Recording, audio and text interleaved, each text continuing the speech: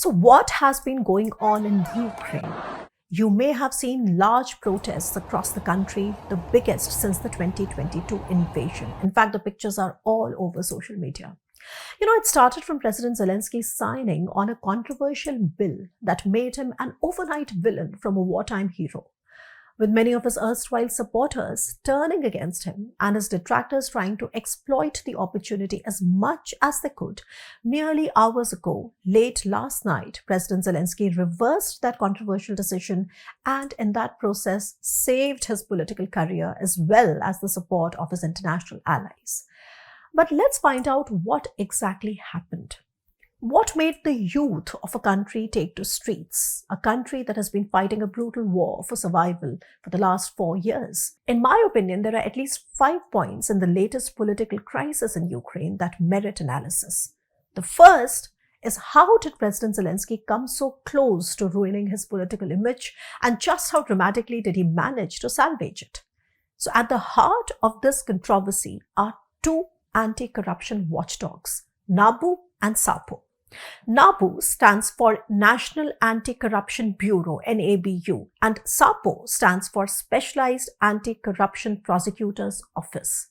These two agencies had come into existence in 2014 in the aftermath of Ukraine's glorious fight against rampant corruption after the Maidan Revolution, a matter of pride for Ukrainians and millions in Eastern Europe, while Russia and its supporters call it a CIA staged event.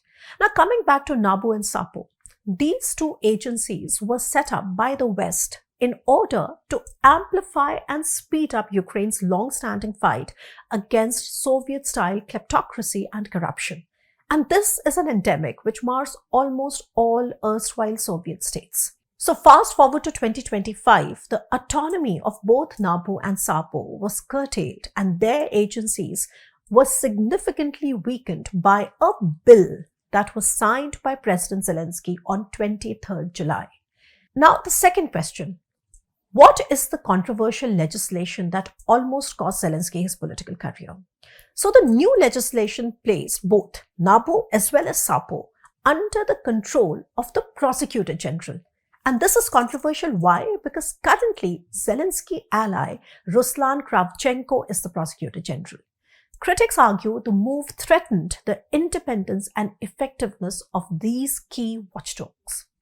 In his defense, Zelensky had given a national address claiming that the agencies must be purged of what he called Russian influence.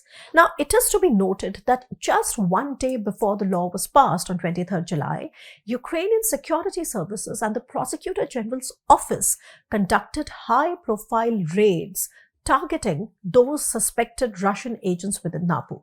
Therefore, Zelensky argued that the current bill would enable to keep the Russian influence away. He also insisted that they would continue to function. In fact, Zelensky tried to legitimize his decision, stating that the existing anti-corruption framework of both NABU and SAPO were inefficient. To win the public opinion over, he cited unresolved cases worth billions and thereby tried his best to make a case where the Prosecutor General would be responsible for ensuring accountability. Therefore, under the new law, Zelensky ally Kravchenko would have had the authority to reassign or even dismiss corruption investigations, and this had raised fears of political interference. And it was this crackdown on the independence of these agencies that was not accepted by the Ukrainian people, many across Ukraine's Western allies, and Zelensky's erstwhile aides as well. Within hours, the legislation triggered widespread backlash, and it was those pictures that you were seeing all over social media. There were mass protests erupting in Kyiv, the largest since Russia's 2022 full-scale invasion, alongside demonstration in many other cities like Lviv, Dnipro, and Odessa. And this reflected growing public concern over transparency and democratic backsliding. And what enhanced the irony of the situation is that Zelensky's public ratings peaked in May this year to more than 70% after his successful reconciliation with Donald Trump following the famous Oval Office showdown in February and signing of the minerals deal as well as the growing robustness of Ukraine's military-industrial complex. And it was just 2 weeks ago that Donald Trump finally had what many called a U-turn on sending patriots and other weapons to Ukraine while expressing a rare and harsh criticism of Putin. So at such a critical juncture, Zelensky literally risked his standing among the people by signing this controversial bill. Only a few hours were enough to prove that point. Let's unravel this better, and this brings me to the third point. Public frustration with President Volodymyr Zelensky has been growing, despite his status as a wartime hero known for remarkable courage and resilience in the face of Russia's invasion. Remember his famous words, "I need ammunition, not a ride." And that had made him, a bit of an urban legend. Many found it difficult to believe that a president of a country under such massive attack would choose to stay on and not flee. Many called him a CIA puppet, but he chose to stay on even when the US under Donald Trump changed its policies on Ukraine, cozied up to Russia, and left Europeans to bear the burden of their security. And yet, it's true that there are problems with Zelensky that couldn't be hidden for long. Increasingly, he has been accused of displaying autocratic tendencies, drawing criticism from opposition leaders, civil society actors, and even from the members of Rada, that is Ukraine's parliament. So what the youth were protesting is what they see as a threat to their democratic freedoms, which is part of a broader struggle against both internal corruption and external threat, which is Russia's aggression. At the heart of all this drama is the martial law, which was imposed on the country since February 2022, which allowed Zelensky to consolidate significant power. Media, opposition, constitutional courts, all have had their rights curtailed under the martial law. And to be fair to them, this would be the case for any country fighting a kinetic war that has killed hundreds of thousands and displaced millions. And that said, the paradox is, the longer the war stretches, the stronger the voices criticizing Zelensky's tight control become. Critics further allege that he is using this authority not to fight corruption as he claims, but to shield his allies and expand his political control. And here I can give you an example. Allegations of misconduct involving former Deputy Prime Minister Oleksiy Chernyshov, closely tied to Zelensky, have only heightened the suspicion. Then, a major rift had emerged between Ukraine's anti-corruption agencies NABU and SAPO, I just told you about, and traditional law enforcement bodies which are loyal to the president, such as the SBU and the Prosecutor General's office. In fact, the SBU had even raided NABU's offices, accusing staff of ties to Russia, and I told you a bit about that. Now, all this was not meant to go unnoticed. Former Foreign Minister Dmytro Kuleba went to the extent of calling recent events a bad day for Ukraine, warning that Zelensky must choose whether to stand with the people or his loyals. And such warnings now stand vindicated. Zelensky did realize that he cannot alienate his people and his allies. But there is more to Zelensky's reversal. And this part is from his international allies, which brings me to the third point. Why was the West so upset with Zelensky? The Ukrainian independent anti-corruption system was set up at the West's, primarily the EU's insistence and under their supervision 10 years ago. It was a key precondition for their aid and stronger ties as Ukraine declared a pro-democracy cause amid Russia's initial invasion of 2014, and here I'm referring to the annexation of Crimea.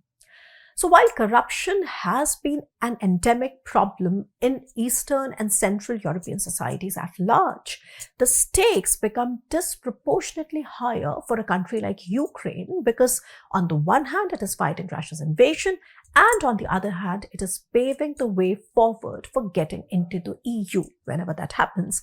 And this particular accession into the EU cannot happen without continuing with significant democratic and anti-corruption reforms.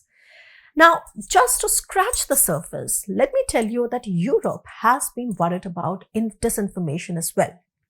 In response, the European Union's 27 member states, including outlier and pro-Russia countries like Hungary and Slovakia, have jointly legislated what is known as the FIMI Act, where FIMI stands for Foreign Information Manipulation and Interference.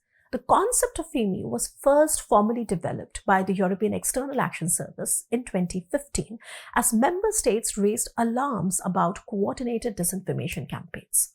Since then, the EEAS has expanded its ability to monitor, analyze, and counter such threats. In fact, FIMI is now seen as a complex threat across Europe, and it intersects national security, democratic governance, information integrity, and hybrid warfare. And you know what? A brief look at the EU or EEAS documentations or their websites would also tell you how the concept has evolved in direct response to sustained disinformation campaigns by Russia. Most recently, Germany's ruling CDU, the Christian Democrats, raised concerns about Russian propaganda gaining traction through the far-right AfD. And yet, EU spokespersons, as well as many across European capitals, including in Germany, sharply criticized President Zelensky's clampdown on Ukraine's anti-corruption bodies. This time, Zelensky seems to have gone too far. And I mentioned Germany for a special reason, because after the sharp criticism from Berlin, Zelensky, late last night, probably had a meeting with Friedrich Merz, where Merz seems to have played an instrumental role in making him realize the fallacy of what he was taking for granted. And hours later, Zelensky passed a new, revised law that replaced the old controversial law 12414. And the new one guarantees the independence of the fight against corruption. So the new law is called Law 13533, and it restores the independent status of both NABU as well as SAPO. Now, let's come to the Russian angle now, which is my fourth point. The 36 hours of unprecedented political crisis served a perfect window of opportunity for Russia to call out Zelensky, given that removing him from office has been a key Russian demand ever since Donald Trump has come. And it is also interesting to note that on the 2 days of these protests, the 2 nights of these protests, Russia did not bomb the cities and aggressively used its social media handles to do everything it could to promote the protests against Zelensky. Many in the region were actually able to sleep peacefully instead of running for air shelters as soon as their phone app shows a missile or a drone attack from Russia on a usual night. Now, needless to say, related to this is also the factor of Donald Trump, who recently made a U-turn on Ukraine, and he could have made another U-turn if the situation got out of hand in Kyiv. From Putin's perspective, this would have been the perfect window for getting rid of Zelensky. However, Zelensky's rollback is a massive win for Ukrainian people in their long-standing fight for dignity against both external and internal aggression. And this brings me to the fifth and the last point. These hundreds of protesters across cities, young girls and boys, many of whom lost their fathers and family members to the war, and several parliamentarians that voiced their opposition openly and strongly, are themselves proof that democracy is rather alive and functioning in a country torn apart by an unprovoked war. And therefore, they remained uncompromising on their president's increasing autocratic tendencies. To an objective mind, this does make for a sharp contrast to dissenters falling off windows and dying in mysterious circumstances in Russia, where President Putin has been at the helm of affairs for more than 2 decades. That said, timing is indeed precarious for Zelensky and for Ukraine. His decisions now will decide his own fate as well as the fate of his country and its people. I'll be back to discuss if President Zelensky is able to weather the storm with the revised bill as his country fights on. Stay tuned.